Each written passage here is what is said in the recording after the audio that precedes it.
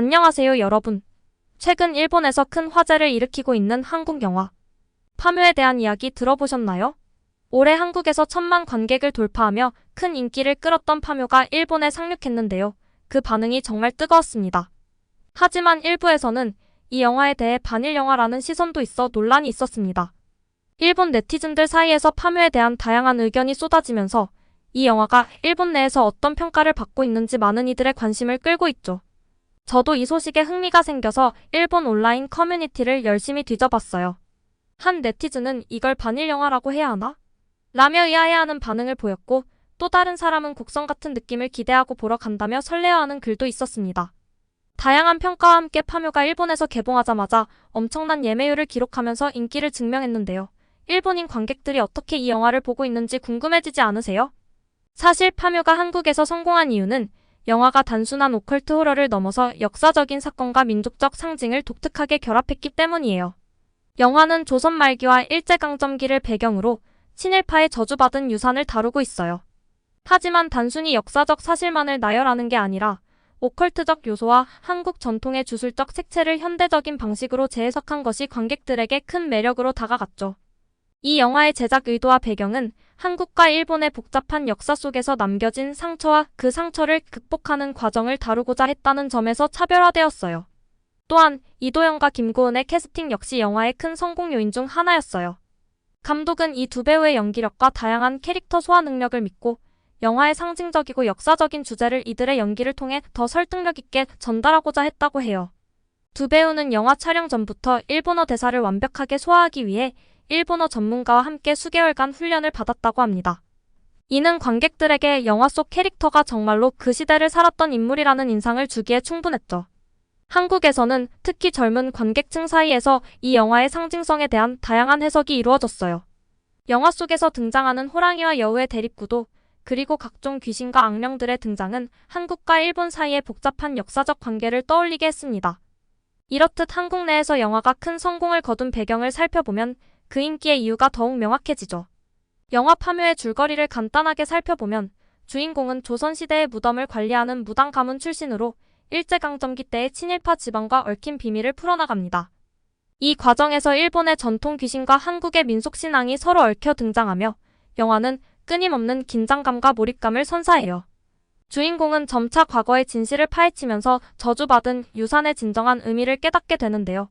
이 설정이 일본 관객들에게 신선한 충격을 주었죠. 개봉 첫날 많은 사람들이 극장에 몰리며 그 인기를 증명했는데요. 영화 상영 시간 전부터 좌석을 확보하려는 경쟁이 치열했다고 해요. 한 네티즌은 당장 예약하지 않으면 맨 앞자리밖에 남아있지 않다며 놀라움을 감추지 못했죠. 이렇듯 영화에 대한 뜨거운 관심이 쏟아지면서 영화가 상영되기 전부터 흥행 성공이 예상되기도 했습니다. 특히 한국 배우들이 일본어 대사를 소화하며 현지감을 높였다는 점도 큰 화제가 되었습니다. 이도영과 김고은의 유창한 일본어 실력에 대한 칭찬이 이어졌고 일본 관객들에게도 굉장히 신선한 충격을 줬다고 해요. 한 일본 관객은 김고은의 일본어 발음이 마치 현지인 같다며 놀라움을 감추지 못했죠. 이들은 일본어 대사를 위해 사전에 수많은 리허설과 발음 교정을 받았다고 해요. 이 과정에서 김고은은 일본어 원어민의 조언을 받아가며 자연스러운 억양을 구사하려고 노력했다고 하죠. 영화의 주요 장면 중 하나는 주인공이 과거의 진실을 마주하게 되는 무덤 안에서의 장면이에요. 이 장면에서 주인공은 조상의 죄를 깨닫고 그 죄의 무게를 짊어진 채 그 저주를 풀어내기 위해 노력하게 되는데요. 일본의 귀신이 등장하면서 긴장감이 최고조에 이르게 되죠. 이 장면은 한국 전통의 무속신앙과 일본 전통의 귀신 신화가 절묘하게 결합된 연출로 관객들의 몰입감을 높였다고 해요. 그러나 기대와 달리 첫 관람 후의 반응은 꽤나 엇갈렸어요. 어떤 이들은 곡성과 비슷한 분위기로 전개된다며 만족감을 표현한 반면 일부는 이게 정말 공포영화 맞아? 라며 아쉬움을 드러냈어요. 특히 한 관객은 영화 전반부는 오싹한 분위기로 좋았지만 후반부는 크리처물로 전환되면서 긴장감이 떨어졌다고 지적했어요. 이런 의견들은 영화를 순수한 호러 영화로 기대했던 관객들에게 실망감을 줄 수 있었죠. 영화가 개봉되고 나서 일부 일본 네티즌들은 파묘를 반일 영화로 보는 시각을 드러냈어요.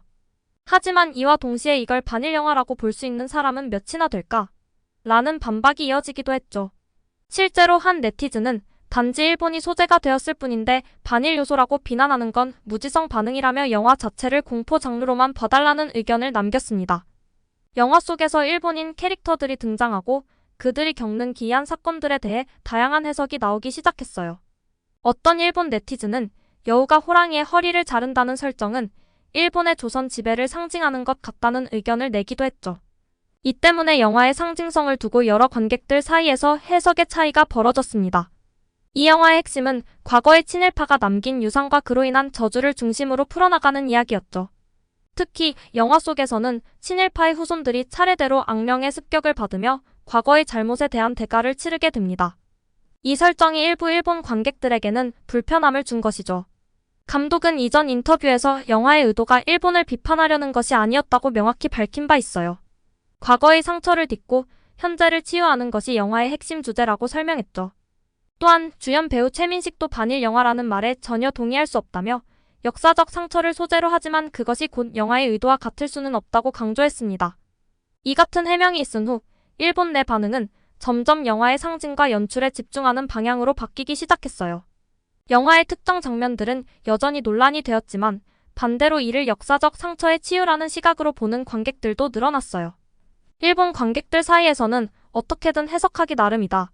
이 영화의 주제를 단순히 일본 비판으로 보기에는 무리가 있다는 식의 의견이 많아지기 시작했습니다. 이러한 반응의 변화는 영화가 전달하고자 했던 메시지가 점차 관객들에게 전달되고 있다는 의미이기도 하겠죠. 시간이 흐르면서 영화에 대한 논란은 조금씩 가라앉고 영화의 본질적인 메시지를 이해하는 관객들이 늘어났습니다. 특히 영화 후반부에 등장하는 상징적인 장면들은 일본 관객들에게도 깊은 인상을 남겼어요. 영화의 마지막에서 주인공이 저주받은 무덤을 떠나는 장면은 과거의 상처를 극복하고 현재와 미래로 나아가는 모습을 상징적으로 보여주죠. 이는 일본 관객들에게도 역사적 상처를 직시하고 극복해야 한다는 메시지를 강하게 전달했어요. 일부 일본 관객들은 영화가 주는 메시지에 대해 깊은 감명을 받았다는 반응을 보였어요. 한국과 일본의 복잡한 역사를 소재로 삼으면서도 그 안에서 인간의 상처와 치유를 이야기한 점이 일본 관객들에게도 깊은 공감을 이끌어냈습니다. 묻힌 할아버지의 비밀이 밝혀지는 순간 그 의미가 가슴 깊이 와 닿았다며 영화의 메시지를 이해한 듯한 반응이 늘어나기 시작했죠. 또한 일본 내 일부 영화 평론가들 역시 파묘에 대한 긍정적인 리뷰를 남기며 작품성을 높이 평가했어요. 평론가들은 이 영화를 단순한 공포물이나 오컬트 영화로만 보기에는 부족하다고 말했죠. 오히려 이 영화가 한국 영화 특유의 스토리텔링과 상징적 메시지를 담아낸 점에서 높이 평가받았습니다. 결과적으로 영화 파묘는 일본 내에서 다양한 논란과 평가 속에서도 박스오피스 상위권에 이름을 올리며 꾸준히 흥행을 이어갔습니다.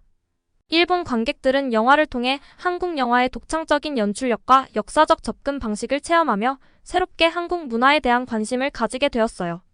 이는 한국 영화의 저력을 다시 한번 느끼게 해주는 계기가 되었죠. 영화 파묘의 성공을 통해 한국 영화가 일본 시장에서 보여준 가능성은 앞으로 더 커질 전망입니다. 특히 한국 영화는 역사적 사건을 단순히 일방적인 시각으로 다루지 않고 그 안에서 인간의 복잡한 감정을 탐구하고 치유하려는 접근 방식을 취하고 있죠. 이러한 점이 일본 관객들에게도 큰 매력으로 다가온 것 같습니다. 여러분, 오늘 이야기는 여기까지입니다. 파묘의 일본 내 반응과 그에 대한 논란을 통해 한국 영화의 매력과 파급력을 다시 한번 확인할 수 있었는데요. 앞으로도 이런 흥미로운 이야기들로 찾아오겠습니다. 영상이 재밌었다면 좋아요와 구독, 그리고 알림 설정까지 꼭 눌러주시고요. 다음 이야기에서 또 만나요.